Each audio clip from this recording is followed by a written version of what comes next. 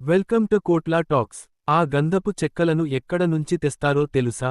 స్వామివారికి చందనపు పూతకు ఉపయోగించే గంధపు చెక్కలను తమిళనాడు నుంచి తెప్పిస్తారు.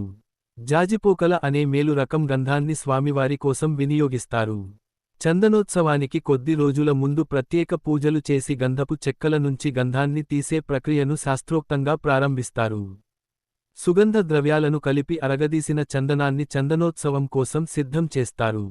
అక్షయ తృతీయ ముందు రోజు రాత్రి స్వామివారి పై పూసిన చందనాన్ని తొలగించే కార్యక్రమాన్ని నిర్వహిస్తారు.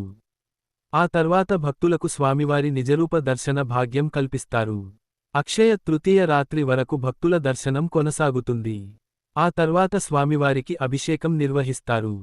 సింహాచలం గంగాధర నుంచి 1000 కలశాలతో నీటిని తీసుకొచ్చి సహస్రఘటాభిషేకం చేస్తారు. ఆ తర్వాత స్వామివారికి 3 మణుగుల చందనాన్ని లేపనంగా పోస్తారు. ఆ చందనం పూసిన తర్వాత స్వామివారు మళ్లీ నిజరూపం నుంచి నిత్యరూపంలోకి మారుతారు. ఈ చందనపు పూత క్రతువు ఏడాదికి 4 సార్లు జరుగుతుంది.